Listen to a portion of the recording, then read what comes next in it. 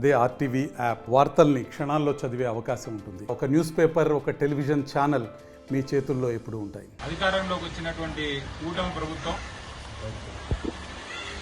మరి ఎలక్షన్ హామీలు ఏవేవైతే చెప్పారో వాటన్నిటినీ కూడా తుంగలో తొక్కుతూ ఒక్క హామీ కూడా నెరవేర్చకపోగా ప్రజల్ని మభ్యపెడుతూ డైవర్షన్ పాలిటిక్స్ చేస్తూ ఎవరికీ తెలియకుండా ఈరోజు వారు ఇచ్చినటువంటి ప్రధానమైన హామీ కరెంట్ ఛార్జీలు పెంచబోము, వీలైతే కరెంట్ ఛార్జీలు కూడా తగ్గిస్తాము అని ఏదైతే మరి అప్పటి ప్రతిపక్ష నాయకుడు ఇప్పుడు ముఖ్యమంత్రి గారు నారా చంద్రబాబు నాయుడు గారు ఒక్కసారి కాదు 10-15 సార్లు పలు చోట్ల కూడా ఆయన చెప్పడం జరిగింది.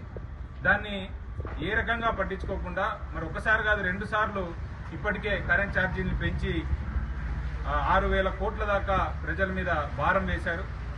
అంతేకాకుండా డిస్కామ్లు ఏవైతే ఉన్నాయో ఆ డిస్కామ్లని కూడా పేమెంట్లు సరిగ్గా ఇవ్వకుండా ఇది వరకు డిస్కామ్ దివాలా తీసేటటువంటి పరిస్థితి కూడా తీసుకొని పోయింది మరి ఇప్పుడున్నటువంటి ముఖ్యమంత్రి చంద్రబాబు నాయుడు గారి హయాంలోనే. కాబట్టి మేము ఈరోజు రాష్ట్ర వ్యాప్తంగా మా నాయకుడు వైఎస్ జగన్మోహన్ రెడ్డి గారి ఆదేశం మేరకు ఇక్కడ కుప్పంలో కూడా ప్రజలందరికీ కూడా జరుగుతున్నటువంటి అన్యాయాన్ని వారికి తెలుపుతూ రాజశేఖర రెడ్డి గారి విగ్రహం దగ్గర నుండి మన రెస్కో ఆఫీస్ వరకు మేము ధర్నా చేసుకుంటూ ప్రజలందరికీ కూడా పెంచిన విద్యుత్ ఛార్జీల మీద అవగాహన కల్పిస్తూ అలాగే ఆ విద్యుత్ ఛార్జీలు ఏవైతే పెంచారో వాటిని ఇమ్మీడియట్గా తగ్గించాలని కూడా విజ్ఞప్తి చేస్తూ గౌరవ రెస్కో ఎండీ గారికి కూడా మేము వినతి పత్రం ఇవ్వడం జరిగింది.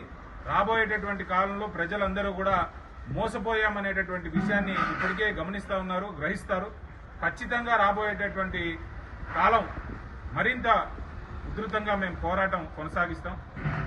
ఈ గవర్నమెంట్, ఈ కూటమి ప్రభుత్వం చేస్తున్నటువంటి అక్రమాల్ని, అన్యాయాల్ని మేము ఎండగడతామని కూడా మీ అందరికీ తెలియజేసుకుంటూ మరొకసారి ఈరోజు ఈ కార్యక్రమంలో భాగస్వామ్యం పంచుకున్నటువంటి మరిన్ని వీడియోస్ కోసం ఛానల్ ని సబ్స్క్రైబ్ చేయండి. లేటెస్ట్ అప్డేట్స్ కోసం వాట్సాప్ ఛానల్ ని ఫాలో అవ్వండి. ఆ లింక్ డిస్క్రిప్షన్ లో ఉంది.